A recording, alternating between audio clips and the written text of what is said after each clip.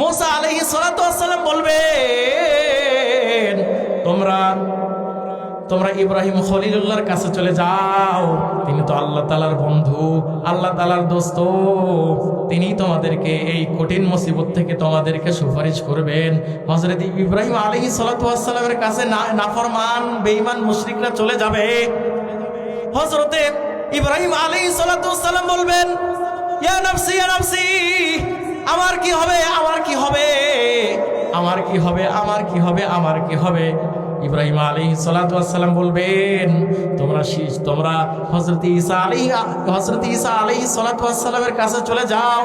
হযরত ঈসা আলাইহিস সালাতু ওয়াস সালাম বলবেন, আমি আর উপযুক্ত নই, তোমাদেরকে এই কঠিন মুসিবত থেকে তোমাদেরকে রক্ষা করতে পারবেন যিনি দুনিয়ার জমিনের ভিতরে উম্মতের জন্য কান্না করেছেন, মৃত্যুর আগ মুহূর্তে উম্মতের জন্য কান্না করেছেন, কিয়ামতের ময়দানে তিনি উম্মতের জন্য কান্না করবেন। সেই দিন সেই সব মানুষগুলো হযরত আমার নবী বিশ্ব নবী জনাবে রাসূলুল্লাহ সাল্লাল্লাহু আলাইহি ওয়াসাল্লামের কাছে চলে যাবে। নবীজি সাল্লাল্লাহু আলাইহি ওয়াসাল্লামের কাছে চলে যাবে।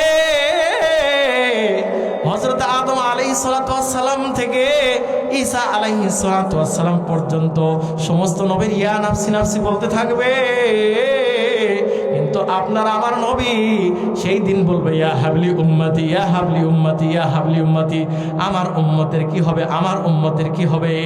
আল্লাহু আকবার। যেই নবী আমার মৃত্যুর আগ মুহূর্তে উম্মতদেরকে ভুলে নাই, যেই নবী কিয়ামতের ময়দানে ভুলে নাই।